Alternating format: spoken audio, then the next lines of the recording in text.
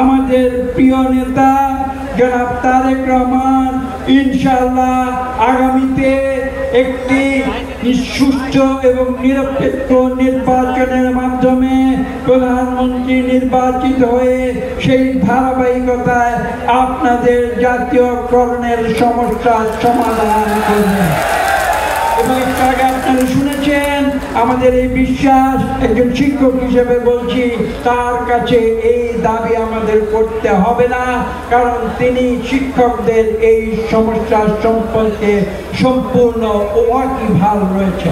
যারা নীতি নির্ধারক হবেন তাদের জন্য শিক্ষা জাতির মেরুদণ্ড, এবং এই কারণেই বিগত স্বৈরাচারী আওয়ামী সরকার এদেশকে ধ্বংস করার জন্য তারা পরিকল্পিতভাবে এদেশের শিক্ষা ব্যবস্থাকে ধ্বংস করে দিয়েছিল। এবং আজকে আমরা আশাবাদী যে সেই শিক্ষা ব্যবস্থাকে আমরা আগামীতে নতুন করে ইনশাআল্লাহ গড়ে তুলব। আপনারা জানেন, একটি দেশ শক্তিশালী শুধু সামরিক অস্ত্র দিয়ে হয় না।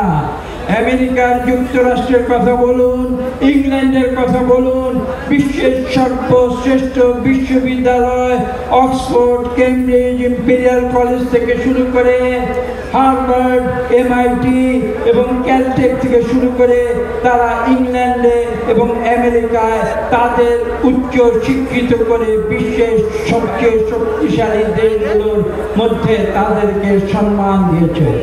কাজে আজকে আমাদের মনে রাখতে হবে, আমাদের ভবিষ্যৎ শিক্ষা ব্যবস্থার আধুনিকায়নে আমরা যেন ঠিক একইভাবে আমাদের শিক্ষা ব্যবস্থাকে বিশ্বমানে উন্নীত করে এই দেশকে বিশ্বের বুকে সম্মানশীল জাতি হিসাবে জনাব তারেক রহমানের নেতৃত্বে ইনশাআল্লাহ আমরা প্রতিষ্ঠিত করব।